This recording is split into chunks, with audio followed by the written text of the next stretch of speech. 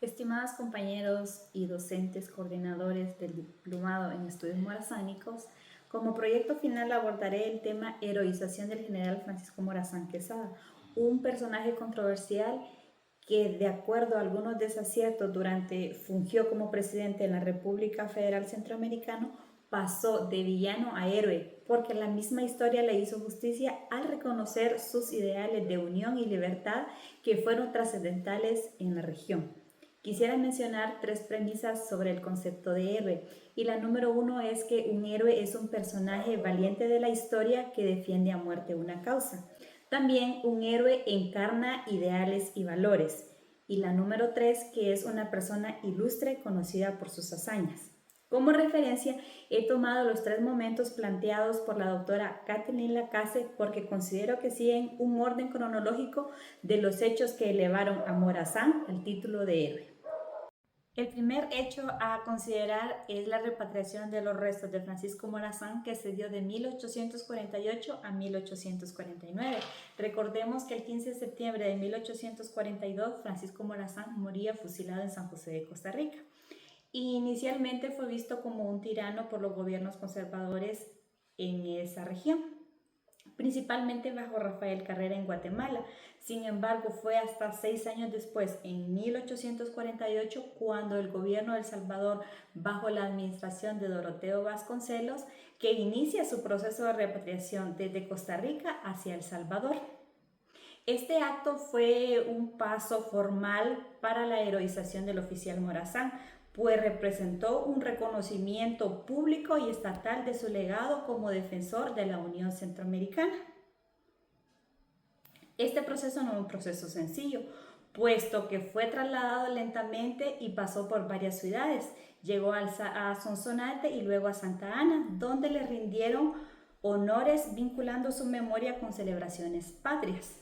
Sus restos reposan en el Cementerio de los Ilustres de San Salvador, un espacio reservado para personajes de la historia salvadoreña, donde su tumba es una de las más llamativas y visitadas como un símbolo de respeto y admiración.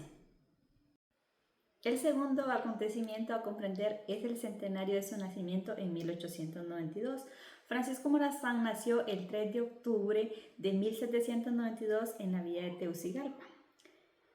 Este evento fue fundamental para consolidar su figura como héroe nacional y símbolo de la identidad centroamericana. En ese momento, la figura de Morazán ya había trascendido en política para convertirse en un mito que encarnaría los valores de unión, la libertad y el progreso. Las conmemoraciones incluyeron actos oficiales, discursos y la difusión de su legado en la educación y la cultura popular, reforzando una imagen como paladín de la Unión Centroamericana. Este centenario sirvió para institucionalizar su memoria y para que los gobiernos liberales de la época lograran la reivindicación para un referente histórico que inspiraba a las nuevas generaciones. El tercer hecho a considerar y comprender es el centenario de su muerte en 1942. Este momento sirve de reafirmación del heroísmo en un contexto político y social diferente, marcado por la consolidación de los estados nacionales centroamericanos y la búsqueda de símbolos comunes que unieran a sus pueblos. Este aniversario, su figura fue celebrada con gran solemnidad, destacando su lucha por la Unión Centroamericana y su sacrificio personal. La conmemoración sirvió para fortalecer la narrativa de Morazán como mártir y como héroe nacional, reafirmando su legado en la memoria colectiva y en la identidad regional. Fue también una oportunidad para revisar y reivindicar su aporte histórico en un contexto donde la integración centroamericana volvía a ser un tema relevante. A manera de conclusión, se puede decir que el proceso de heroización del general Francisco Morazán Quesada se construyó a lo largo de la historia a través de estos momentos claves que transformaron la percepción pública y oficial de su figura. De ser un líder polémico y rechazado por algunos, pasó a ser un símbolo de unión y libertad y resistencia frente a las fuerzas conservadoras. La repatriación de sus restos en 1848 a 1849 marcó el inicio de su reconocimiento oficial y en el centenario de su nacimiento en 1892 consolidó su mito y el centenario de su muerte en 1942 reafirmó su lugar como héroe nacional y héroe de Centroamérica.